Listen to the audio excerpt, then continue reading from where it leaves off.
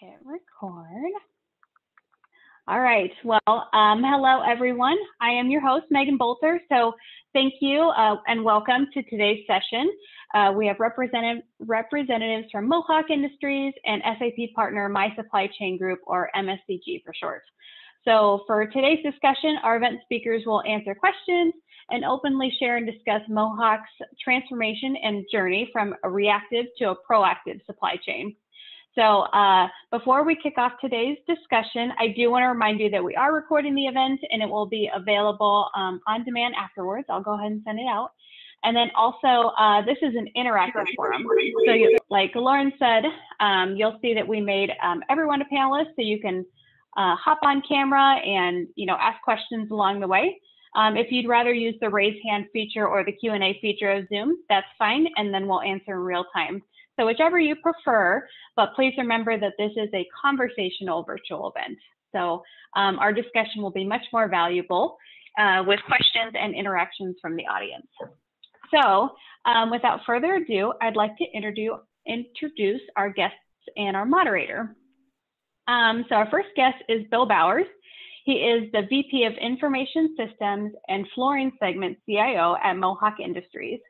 So having been part of the Mohawk family for 27 years, Bill began his tenure in 1994 working in the area in the rug manufacturing while attending college.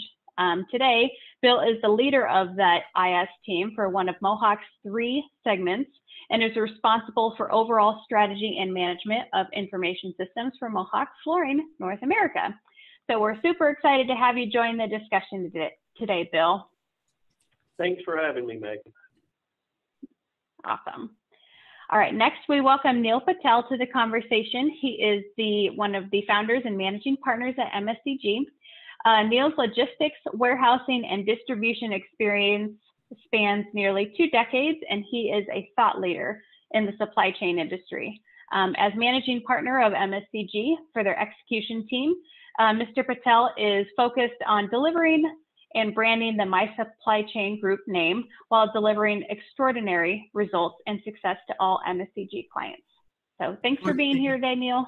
Including for Bill Bowers. That's right. There you go. That's right. Thanks for having me. Awesome. Next, we have Naren Ganjiti. He is also a co-founder and managing partner at MSCG. So as one of those, Naren brings a wealth of knowledge and experience with over 20 years in supply chain planning. Today, he is focused on leading IBP, APO, and Ariba practices at MSCG, leading sales cycles, solution delivery management, as well as ongoing support for customer satisfaction. So Naren, thanks for joining the discussion today. Thanks for having me, and great being here. Awesome. So we also have something exciting for the attendees today. MSCG has graciously offered a free supply chain discovery workshop. So in this 2-hour workshop, you will have the opportunity to sit down with supply chain experts from MSCG to review your organization's current planning and warehouse process. And they'll also provide guidance, recommendations, and a roadmap to achieve your organization's supply chain planning goals. So really great offer. Thank you, MSCG. We'll choose a winner at the end, and it will be chosen at random by myself. Must be present to win, so make sure you stay with us, and we'll draw at the end of the session. So awesome, thank you. We also have Lauren Reinhardt. She's the COO and co-founder here at AscendSource. Lauren is dedicated to driving strategic growth for AscendSource partners, SAP customers and prospects, and also SAP. And she will be our session moderator today. So thanks, Lauren, for joining the conversation. And I'm going to give a little bit more information about Mohawk before I hand it over to Lauren. So Mohawk Industries, Mohawk Industries is headquartered in Calhoun, Georgia, and is the leading manufacturer and distributor of ceramic tile, carpet, laminate, and other flooring solutions. Today, Mohawk has over $10 billion in sales globally, almost 42,000 employees worldwide, and manufactures flooring solutions in 18 different countries. They sell flooring products to over 170 countries with a staggering 25,000 customers worldwide. So I brought all these numbers because they're really impressive. They're truly impressive. And if you think of them from a supply chain perspective, I can only imagine that there are so many different pain points and challenges that the Mohawk team has had to address and overcome to achieve these. So that being said, Lauren, I'll go ahead and turn it over to you and we can hop right into the discussion. Awesome. Thanks, Megan. Thanks everyone so much for joining. If you haven't heard it once, I'll say it again. Please feel free to come on camera, ask questions. Certainly I have questions prepared, but really this is your time to speak with Bill, ask questions about his supply chain journey, as well as the experts with MSCG. So people tend to want to hold the good questions to the end. I encourage you not to do that. Let's get the conversation started right away. So as we kick off, Bill, I'll start with you. Just to set the stage for today, can you share with those with us, what it is you're implementing from a supply chain perspective, and then just kind of the overall technology footprint of Mohawk? Right, yeah, so from a supply chain perspective, we're implementing IBP end-to-end along with all the core components of SAP that support IBP. And then we're also implementing EWM as well as SAP TM. So we went, kind of on an SAP journey. We're an SAP shop within my segment. Historically, we've ran a lot of custom applications. So we really went on the journey about 2 years ago, and we implemented SAP S4. We had a pretty small SAP footprint in some of the plants. And we went ahead and upgraded to S4, and then we rolled out the finance module as well as all the procure-to-pay modules and the plant maintenance module across the segment. We were about a $4 billion segment of the $10 billion corporation here in North America. And so we did that about 2 years ago. That really went well. And then we started on the journey to really implement SAP end-to-end all the way from SAP to ME to EWM, and then obviously with the IBP supporting on top of that from a supply chain standpoint. So it's going to be about a 3-year journey, but we are really excited, and we've got several phased implementations, some of them going live later this year and early next year. Awesome. Thanks so much for sharing that. So as we kind of dive in, can you share with us some of the specific pain points that led you to start evaluating supply chain solutions and ultimately leading to the decision that IBP and EWM was the right path and the right time? Yes, absolutely. As you mentioned earlier, Lauren, we have a really complicated supply chain. Most of our products, I would say 90% of what we sell approximately are all manufactured internally. And most all the products that we manufacture internally, we actually manufacture all the way from raw material to finished goods. And then we also distribute those products. So we have a large distribution network, distribution centers strategically placed all across the U.S. We have one of the largest private trucking fleets in the United States as well, to move product around and to distribute product. And then, like I say, we go all the way back to raw materials in the supply chain. Just one example, so you kind of understand some of the complexities, is we make a carpet that we brand Everstrand, which is one of our largest selling carpets. It's made with a patented process called Continuum, and we actually recycle 6.6 billion water bottles or Coke bottles or plastic bottles every year.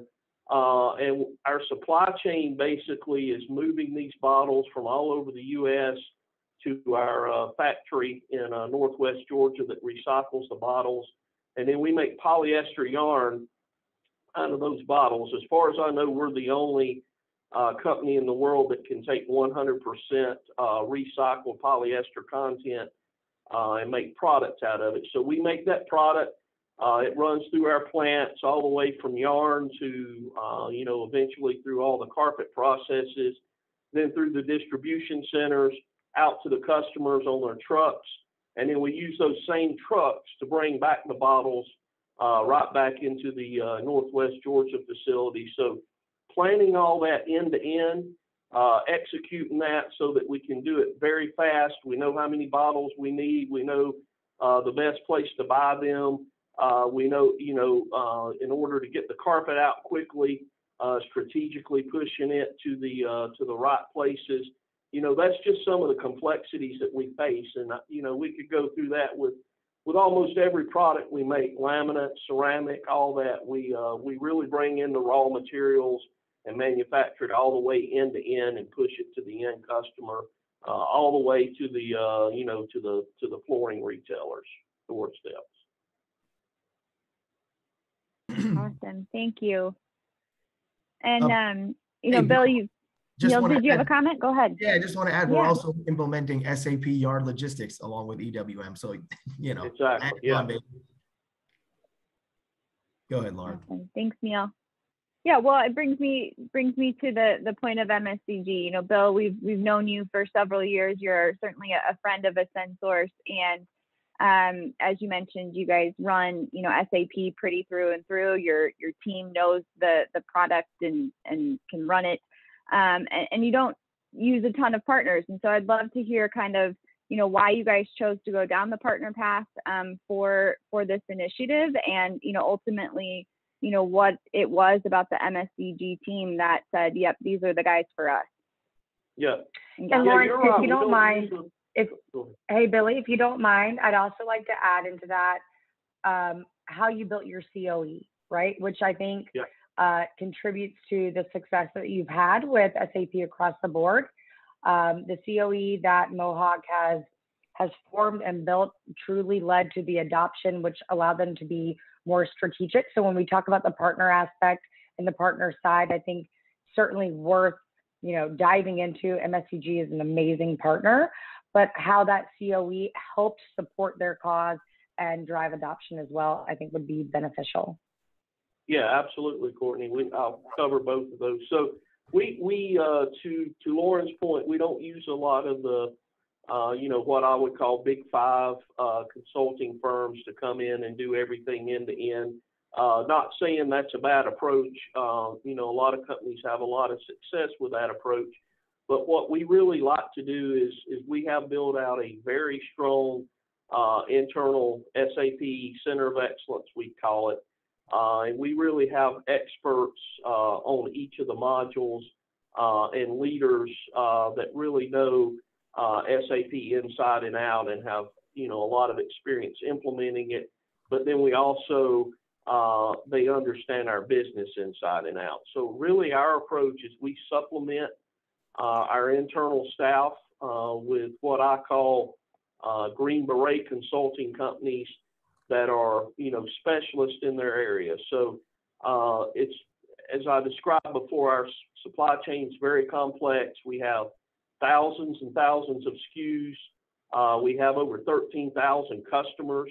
So you start, multiplying out the number of data points and things like that, and, how many SKUs we need to keep on the shelf and how much and this and that and the other, where it needs to be. It gets very complex. So really planning, production planning, demand planning, supply planning, where do we have capacity? And then again, like I say, we're a distributor as well, not just a manufacturer. So our warehousing and freight strategy is very strategic to us. So we wanted to find what we considered the best of the best in those areas to supplement our internal team. And that's really where I think I first actually, one of my guys or a couple of my guys that works for me actually heard, my supply chain group speaking at Sapphire a couple of years ago, and they came and got me and said, you really got to hear these guys. They're exactly what we're looking for, from our supply chain process. And that was probably 2 years ago before we really started, jumping in knee deep into the system conversion. And then, we talked over time, and then as we got ready to move, we just felt like they were the right partners to partner with us. And we also wanted somebody that would get into the details and really roll their sleeves up One of the things Mohawk, even at the highest level executives, and Neil seen this the other day firsthand. Our CEO, the CEO of a $10 billion company, walks by and starts asking very detailed questions about how's the project going, how are we going to improve the process. So we wanted somebody, a consulting partner that all the way from top down understood the process and was going to, be involved in the details and help us as a partner, not just somebody that's writing the check, right? Sorry, my light goes on and off. It's we outthink ourselves over here trying to be environmentally friendly. No problem. So Neil and Naren, I'll turn to you guys. Obviously this is a partnership and key to success. What is it that you guys look for in a company like Mohawk, and what has that experience been like thus far?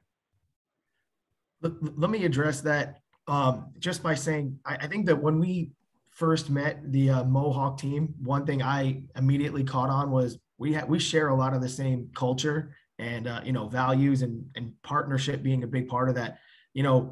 Work hard, play hard, but really get the job done and deliver, what we say we're going to do. And Mohawk has very complex processes. And I'll just talk about warehousing. And it's not just from a software perspective. They have ingrained, many years of legacy systems and ways of working. And I think one thing we were able to show and express to Bill and the team was that, hey, we're not just going to come in there and talk about software. We're going to talk about how we can change the way that Mohawk does business every day. And by working with their people, we're, getting their building ready, talking about hardware and ancillary systems that go along with SAP to support everything Mohawk needs.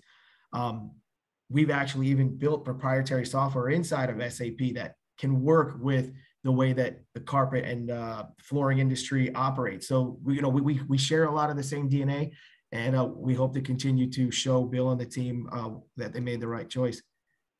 Naren, what do you think? To add to that, Neil, one of the main things is that, it's when we were initially talking to Mohawk, obviously they evaluated us. We went through the iterations of, demonstrating how good we are and what our experience is.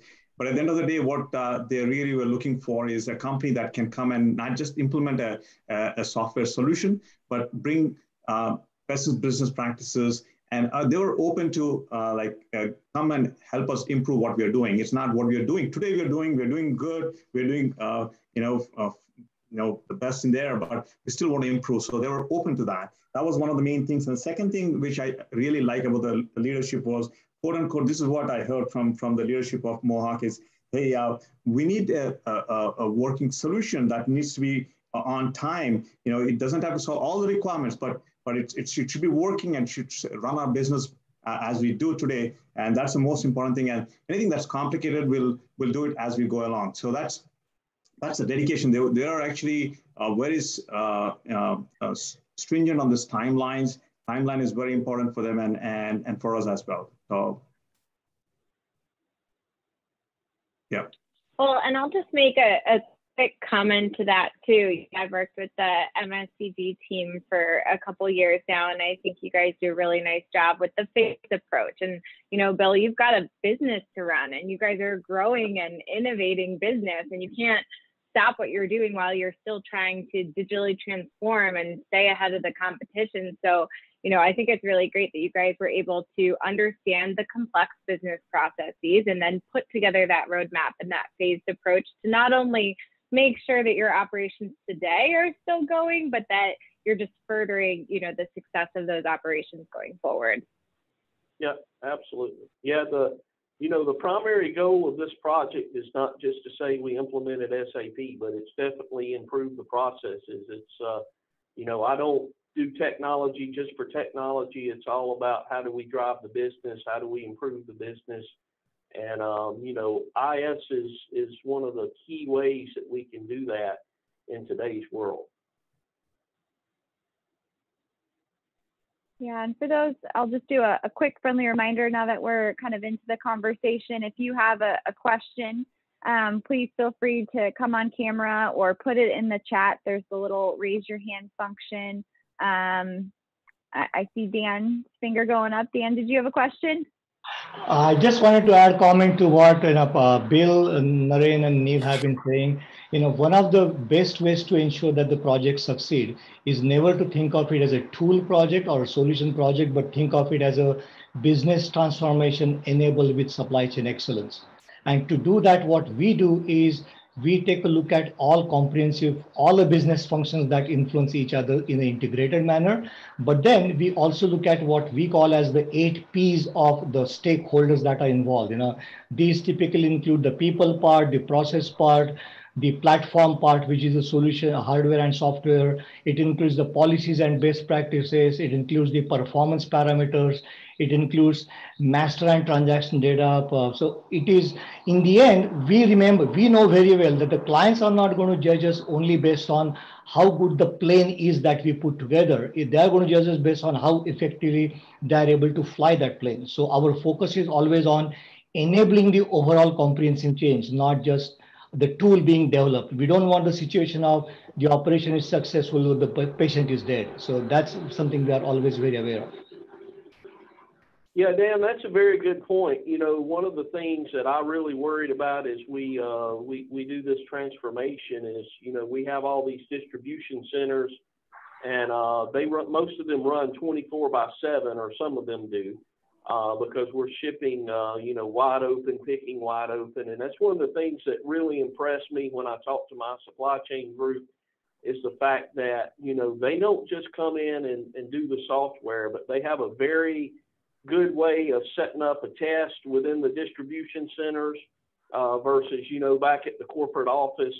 And then they have a very good method of training and in supporting the rollout, because you're exactly right. We can implement the best software in the world, but if the people don't understand the process and they don't know how to use it, then it will definitely fail 100% of the time. I've got scar tissue to prove that from some past implementations.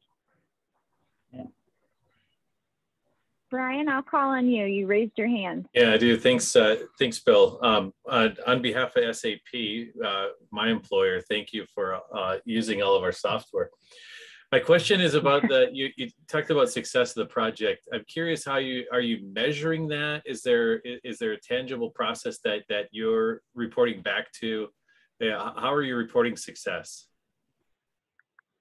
Yeah, we don't have an exact way of measuring it, but it's very clear to me from my leadership that every SAP go live we want to go in and we want to have what we call a smooth implementation, meaning very minimal disruption. And I've had to manage expectation obviously around that.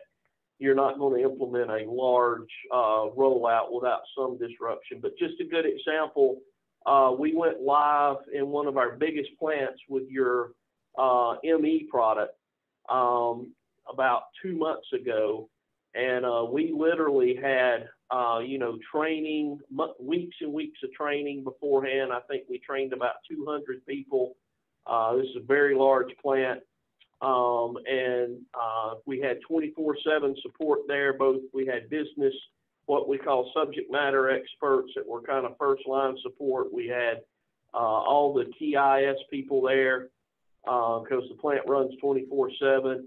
And literally, the president of that division, our LVT division, told me, he said, this is the smoothest system rollout I've ever been a part of.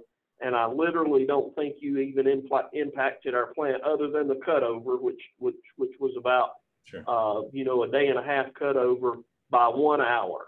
And so I thought that was, to me, it's, can we get the software in? Can we run the plant? Is it as efficient or more efficient than it was?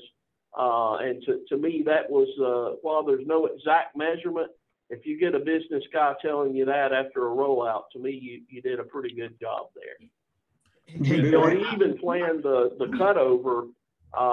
We waited and did the cutover when they needed to do, a lot of PM work on some of the machines. So we almost had zero impact because they were going to do PM work anyway during the cutover time. So you really got to think through all that and plan it, and you know, minimal impact to the business, I guess, to sum it up, is what I would consider success. So maybe one quick follow-up there. You've been, it was talked about coming from a custom or in a homegrown shop to now more, you know, more standardized or packaged software. What drove that change, or why was that? Is it just, hey, we've got to update, we've got to come technically current, or is somebody driving a specific outcome that you were tasked with delivering? Well, that's a very good question. So, I saw from my CIO hat that eventually this technology, I'm not going to be able to find people to work on it. I'm already kind of getting to that spot. And when I do find people that maybe know the language or the technology, because the system is so customized, you know, it takes 9 months for anybody to even know, you know, how does the system work and that kind of, so you can't go find somebody like with SAP that already knows SAP and just needs to learn a little bit about your business to make it work. So, you know, that was one of the driving factors, but the other driving factor is just the amount of time that it takes to change the business processes when you have all this custom stuff that's kind of a big spider web. And I actually, today we were talking about how we're going to do pricing in SD, and we literally kind of went through and outlined out all the pricing last week on the spreadsheet, and, you know, the pricing conditions, and this top customer gets this discount and this and that and the other. And I was able to show our executive team within a day a pilot demo of all that configured on SAP, because we're trying to keep it as standard as possible, and how fast we could do that versus if we had to go, you know, write all that stuff custom. So really just the speed of change, because our business changes so fast, and, you know, a dying technology is what drove it. But it took a lot of convincing, because like I say, our senior leadership team, they're definitely involved in the details, and they definitely are not going to make any investment unless there's a payback. So we did a lot of pre-work, you know, with top level management before we ever started this project. Hey, let me just I would say if you don't have that buy-in up front, you're definitely going to fail. I think that's one of the key things if you're going on a big ERP transformation. You absolutely have to get buy-in from the very top. Thank you. Bill, I was going to add, when we met with your CEO, he challenged us to challenge all of the Mohawk employees. You know, why do they do certain things? Challenge the way they do business. And I know that's not a tangible way to measure success, but the question was, you know, what does success look like? And I think that part of our responsibility as an IT team with Mohawk is to challenge the way that Mohawk is doing business and get them back to best practices and standards. And we want you to do that. I think that's, you know, rather than just bringing in a consultant that says yes to everything, we want a partner that challenges and pushes back. You know, our CEO has told me 1,000 times probably, he goes in to look at a problem or a business or a system, assuming everything's messed up and we need to fix everything. And that's literally the way, you know, a lot of us have been trained to look at things to try to improve things. Yeah, and I think that, you know, kind of goes hand in hand with change management. Has that been a significant challenge, you know, in this project, going from a system that, you know, was homegrown that you've been using for, you know, 20, 30 years? You know, how has that process been, and how are you managing that? Yeah, so like I say, that's a really good question too. We got buy-in from the top first, and then we really started evangelizing to both the business, you know, the core business functions, and then also our IS group. I don't like to really separate IS and business because really IS is just as much a part of the business as the other functions. But just you know, for clarity's sake, the business side and the IS side, we started evangelizing the benefits, and we actually started doing some proof of concepts and showing you know, how SAP can work and, you know, how it can do. We took our top 10 actually before we ever started the project, what we thought were very complex processes that, you know, a lot of people thought, well, SAP would never be able to do that. And we demonstrated this is how we can do it in SAP, or we can't do it in SAP and we're going to have some customizations, you know, outside of SAP to do it. And we got everyone comfortable that, hey, this can really work, because we definitely had a lot of naysayers. And then I really did a lot of work. We put a huge effort into getting my IS team. You know, I had a lot of legacy people who were, you know, I know they were sitting there thinking this will never work. You know, what's in this for me? And we got those people really excited about the transition to SAP. We got them training. We assured them that we're going to bring them over as a part of the project, you know, if they wanted to learn. And I literally now, I was worried that, you know, some of these people that really knew the business was going to be willing to transition over to SAP, but I honestly have the opposite problem now. Everybody wants to transition over to the SAP project and work on it, and I can't get enough people to keep the legacy systems going. So, you know, I guess that's a good problem to have, but I think we really did a good job selling the benefits of SAP and making this an exciting project. And I think, you know, Neil and Naran can speak to that, but I think, you know, even our outside consultants can see the excitement, both in the business and IS, about what's going on with the project. Yeah, I mean, I laughed because I'm sorry, hold up. Yeah, that brought up so many questions for me. So, Bill, I think you talk about, you know, a challenge that most organizations face, right?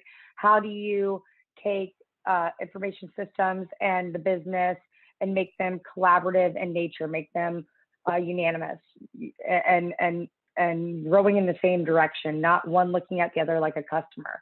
I'm so curious because I know your history, your career trajectory.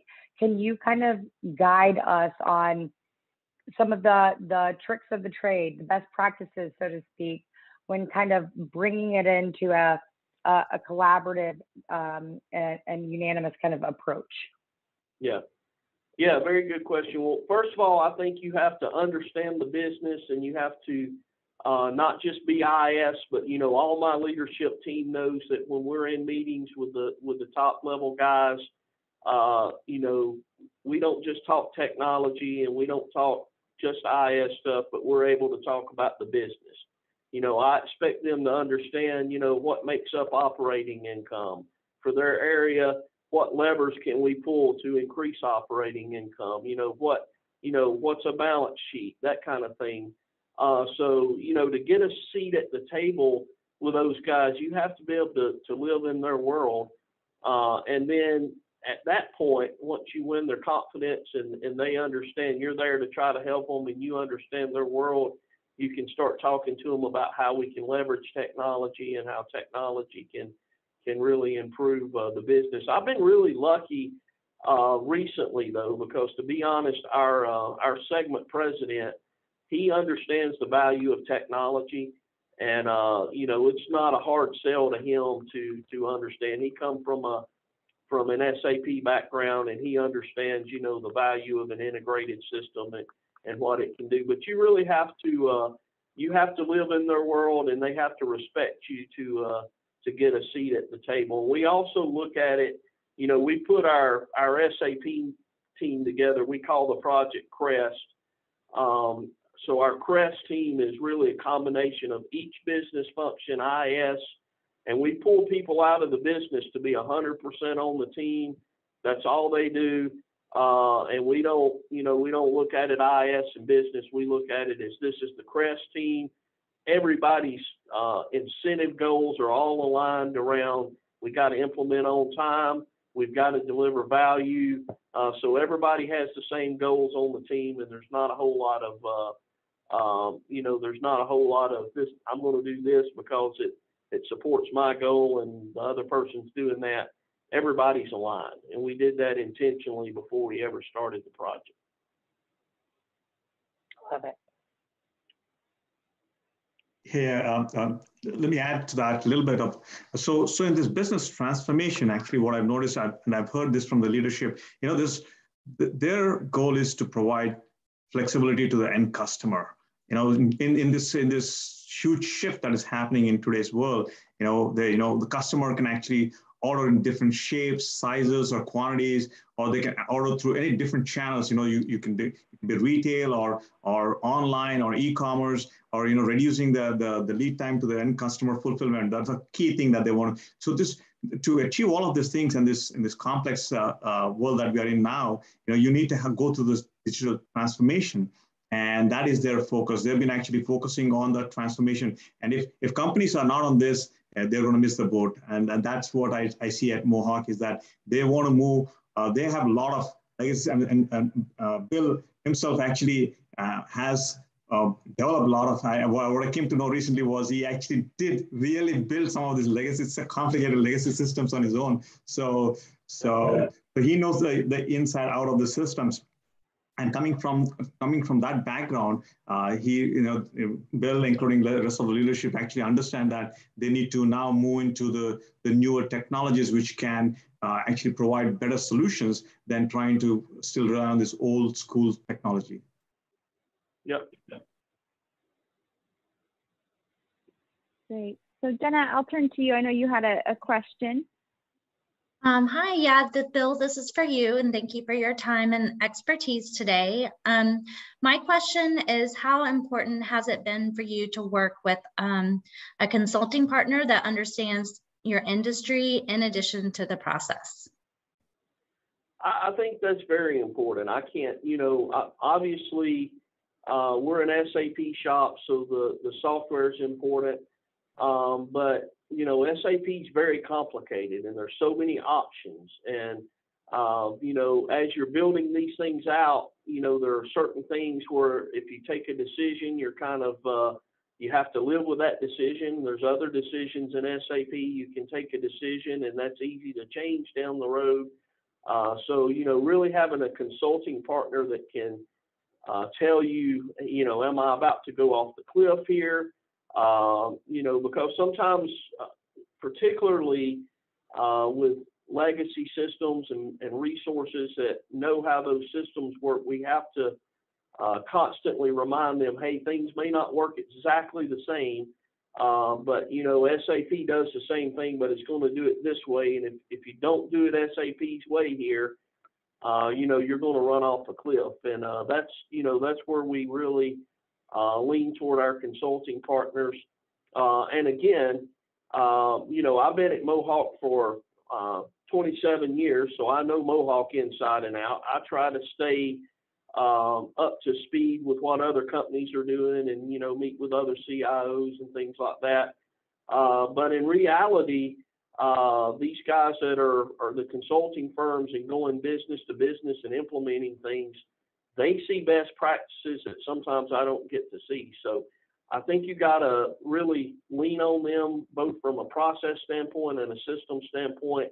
And you got to get the right people that will help you drive and partner things versus just, some consulting companies will let you run off the cliff, and that's just more money for them fixing it. So you have to be careful there. Absolutely. Neil or Naren, anything to add before we go to our next question? There was one.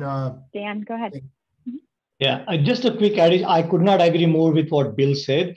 Of course, we bring the expertise from within that industry vertical. The other thing we always take pride in is because we have been working in about 12, 15 different industry verticals, we actually try to promote cross-fertilization of ideas or best practices across industry verticals. Because let's face it, sometimes some industry verticals take technology, for example, probably embraces e-commerce quicker than some others. So helping other leaders in other industry verticals realize that some of the policies and best practices from other industry verticals can be just as relevant for you to create a new competitive edge within your vertical becomes very crucial. And we see our role as helping clients understand the implications of our value of why we could be doing things differently, more efficiently. And in the end, most clients are very open to hearing new ideas. Yeah, the one thing I was going to add, Bill brought it up, just the cohesion between the business and IS team. You can rarely, or I'll say it a different way, we typically run into environments where that is not the case. So more often than not, we're stuck in the middle between IT and the business, and it becomes very challenging to row the boat in the same direction. So it's refreshing to see here at Mohawk that we have everybody on board, because it really allows us to do our job much better and guide and lead. So we're excited about that, and you know, congratulations to Bill for being able to pull that off. It's not easy. I can imagine. And Reese, you had a question? Hello, yes, I did. This is Reese Duro. My question's for Bill. Earlier you mentioned that you had started realizing, you know, okay, we're not going to be able to find enough people to man these legacy systems. It takes a long time to bring new hires up to speed on this. Just a few things that you had noticed that led you to start looking into these solutions. I was curious about whether there was a specific tipping point that you saw, like whether there was a specific event that occurred, or whether there was just one too many errors that you found in one of your supply chains that you said, okay, enough's enough, we need to find a new system. Yeah, I wouldn't say there was a specific thing. You know, we've been looking at this for a while, but I did run into one of the things that definitely convinced me, situation where we wanted to do, you know, some pretty major work on the system to make some improvements to help the business. And, you know, I went out to, you know, I had really just enough people to kind of keep the lights on with the systems and do just a little bit of work. And I went out to try to, you know, hire people either full-time or bring in consultants. And, you know, even though I knew that technology well, and I knew a lot of people in that technology and that kind of thing, I really wasn't able to beef up. Even though I had budget to beef up staff to get this done, I was able to get about 30 to 40% of the staff that I had planned to beef up. And, you know, I really realized at that point, listen, we can't sustain this, because as we want to try to help the business and drive improvements, yeah, we can keep the lights on for a few more years. But then, you know, we also have to look into the future, because, you know, implementing a new ERP isn't exactly, you just decide it and it's done in 6 months. So, you know, that's where we really started talking and said, hey, we got to start now and get all this replaced so that we're on you know, a sustainable roadmap from a technology perspective. Awesome, thank you. Yeah, it sounds like you guys got ahead of it a little sooner than other companies. Bill, don't get upset at me for telling this. Reese, this isn't a tipping point, but, you know, early on we were talking about, you know, the legacy environment and what you can do in that system. And so currently you can pick an order and you can actually take that product and put it on another order, you know, pretty easily in their current legacy environment. So it's not a tipping point, but there are definitely some things that can be improved upon. And so yeah, I think that can lead to a lot of yeah, well, the other thing too, one of the things, you know, we started out really as a carpet company. When I first started, we were primarily a carpet company, and all of our systems are optimized around roll goods. And while we still do a lot of roll goods, what really is consumer preference now is more, you know, the hard surface and things like that. So our CEO was very strategic and saw that and started buying companies and building plants to do hard surface and things like that. But Neil's exactly right. If you look at picking pallets and all that kind of stuff, we're definitely suboptimal with our systems today, because we took a carpet system and tried to make a you know, piece goods system out of it. So we'll get a lot of improvements just you know, just from that. And right now, you know, hard surface globally for Mohawk is probably 2/3 of the business, versus, you know, we started out as 100% a carpet company. Wow. Okay. Thank you. That's interesting. I didn't know that. Yeah. Bill, I've got one for you. You've accomplished a lot here, but what's next? we're going to get our roadmap executed. Like I say, it's going to be about 2 to 3 years out before we fully can retire our legacy systems. We also, at the same time, are implementing a lot of front-end systems, some of that SAP as well, so not a part of the supply chain project, but we're also implementing, we're actually rolling out as I speak to our Salesforce SAP CRM. We're about halfway done with that, and we'll have it completely done by the end of next month. We're also rolling out SAP Commerce Cloud.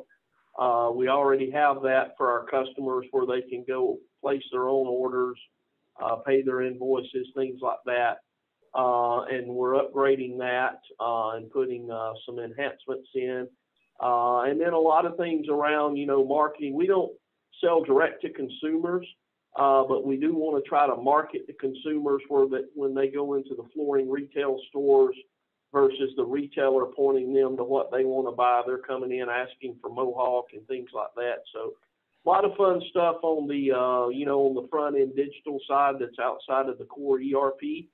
But I'm sure once we get done with our core ERP project, we'll be looking at other things and what's next. But we've been planning this for a long time, and we're really going to focus on hitting the ball out of the park on the projects that we've already got approved for now. So that's a good question. I don't know if he can handle any more, Right. to be quite honest. He's got we've got a lot of stuff. That's why I kind of laughed. We've, it took us a long time to really get a lot of these big projects approved, but now that we've got them approved, we literally have a small army of people working through these things. Great. We have about 10 minutes left. So certainly if anyone has any questions specific, we're happy to answer them. So please feel free to raise your hand or put it in the chat. But Bill, any challenges thus far, or any kind of lessons learned that you think would be beneficial for those joining us today? Well, I think it's really important to plan up front and kind of put a roadmap together, understand how you're going to roll it out and in what order you're going to roll it out. And we felt like we did a really good job of that. But then just don't be surprised when you get into it, things are going to change. So you have to be a little bit, while you have a plan, sometimes you have to change that plan up a little bit. Neil and Naran know we just recently changed our rollout order slightly, and but as you get into the projects, you learn more. So I would just say, don't be too headstrong that you made a plan and you can't deviate, because as you learn, you make a little better decisions down the road, I would say.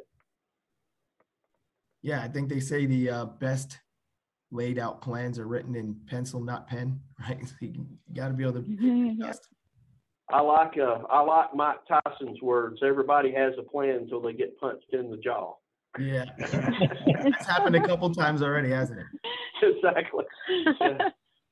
Actually, Madhu throws some good right hands. Yeah. Dan, go ahead. You got a question or comment? Just a quick addition. If you just look at the list of initiatives that Bill talked about, it's been a very amazing, a lot of initiatives happening over a 2-3 year time period. And, I guess the timing could not have been better. And I have the same message for others as well. All of us, every single industry vertical is going through massive disruptions that we could not have anticipated 2 years ago. But with that disruption also comes an opportunity. Either you can lead that opportunity while there is a significant disruption, or be led by the market forces. So, 2 years ago, we only heard about supply chain efficiency. Now we all keep talking about efficiency and resiliency. And these kinds of trend shifts are going to be remaining there for the next few years to come. So don't feel that 6 months or a year later, we will go back to the good old days. The definition of good old days has already changed. So if you have things that need to be addressed, there is no better time than to get going right away. Very good point. I think Dan is saying call my supply chain group. Just kidding. Yeah. No, so as we kind of start to wrap up our time together, Neil and Naren, I'll ask you guys first.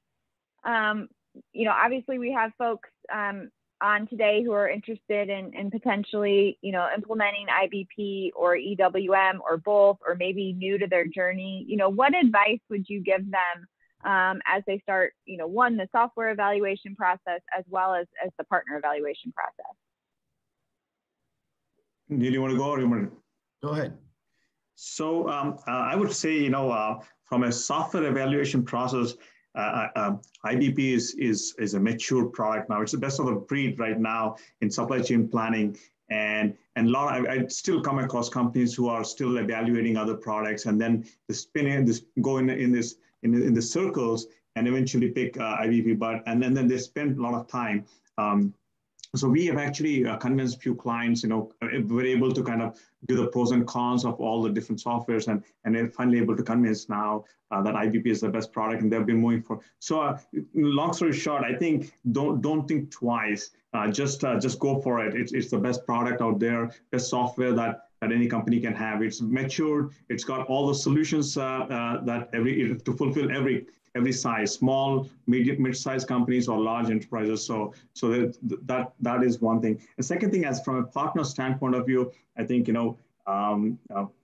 for us, we look for, companies where leadership, stakeholders, and the steering committee, everybody has their commitments to the project, and I see that from our clients, from Mohawk side. I'm actually the client executive on the supply chain planning side, and I interact with all of the senior management at Mohawk. They are all dedicated. That's what we would love to do. We do want to go and win projects and help other customers, but at the end of the day, it's the customer's willingness to change, customer willingness to have that motivation, enthusiasm to do something is what motivates us as well. And I think that's what we see, and that's what we look for a partner.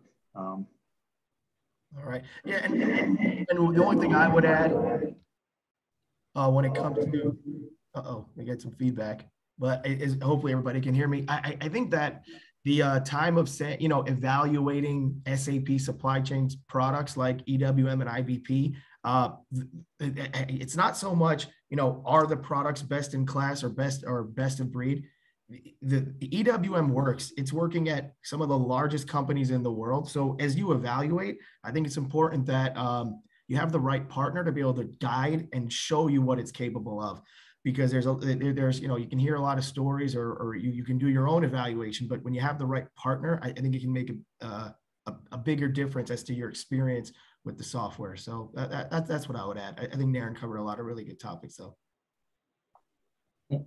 Hey, one thing to add to that, a lot of times when companies start evaluating what to do next or these transformation initiatives, they obviously look at multiple choices for software solutions. Don't fall for some of the bells and whistles that get hyped up by other solutions. And the reason I'm saying this is for those of us who remember the pre-cloud solutions, some of the other solutions and names like Managistics or I2 come to mind, were hyped up, but today we are not even talking about them because integration in the end turns out to be their Achilles heel.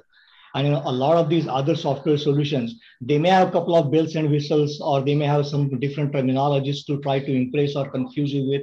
But in the end, integration absolutely matters. And when it comes to that, SAP is in a very, very, very strong position because they are one of the only very few companies that have their own ERP backbone, and they assure you that the integration of all these, whether it's cloud-based supply chain, customer relationship management, all the other offerings, they are integrated out of the box. So never underestimate the importance of integration.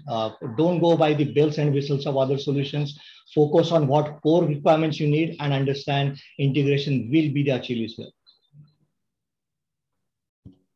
And I'll ask the same of you, Bill. Yep. That if SAP gives us 90% of what we need, we're going with SAP. Exactly because of what you said, because of the integration. But to be honest, with both IBP and EWM, and we're a little further down the line with IBP right now, but I have been super impressed, and I would consider both of those products really a best of breed product.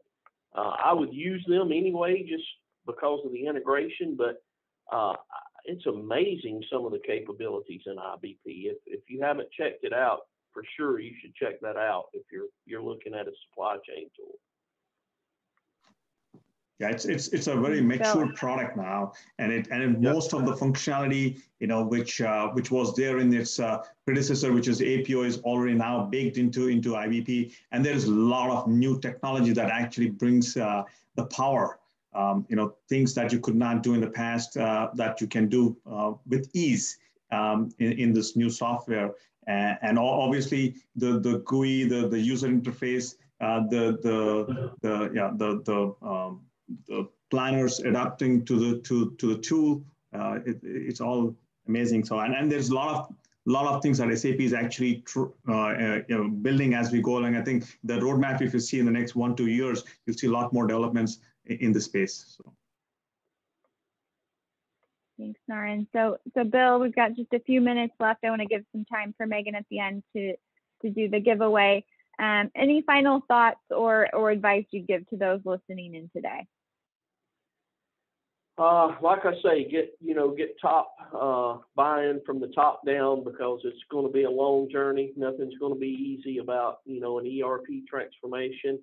So you got to get the buy-in, and then I think you've got to sell it, down to the floor level, and right software, right consultants, and then also I do think it's important to have a strong internal team.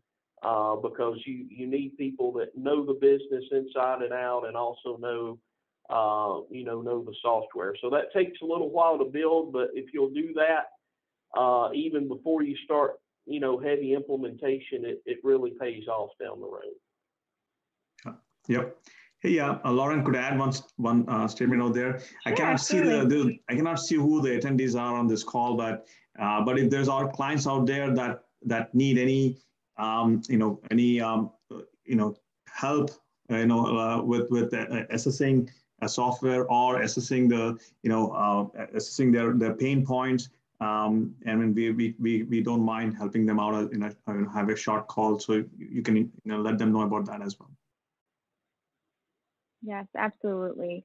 So I'll pass it back here to Megan, but thank you, Bill, Naren, and Neil, and the MSCG team for joining us today, and for everyone who took time out of their day to jump on. We appreciate it. Certainly happy to facilitate any introductions. I don't want to speak for you, Bill, but I'm sure you're willing to answer any questions that people may have as well. Thanks, Bill. So turn it back to you, Megan. Yep, thank you. So perfect. The moment that you guys have all been waiting for, right? So my supply chain group has graciously offered a free supply chain workshop. So again, this is a good opportunity for you and your team to sit down with supply chain experts from MSCG, go over your organization's current process, your goals, and then you'll be able to, receive really good recommendations and an actionable roadmap for your supply chain transformation. So during the session, I drew from the customers on the line, and Formosa Plastics is the winner of our supply chain workshop. So I will follow up with your team and the MSCG team for next steps. So congratulations. Awesome. Thank you. So, Thank you. Awesome. So again, this concludes our session. I wanted to give a really big thanks to our guest speakers, and thank you for all of our attendees as well. I hope you guys have a great rest of your week. Thank you.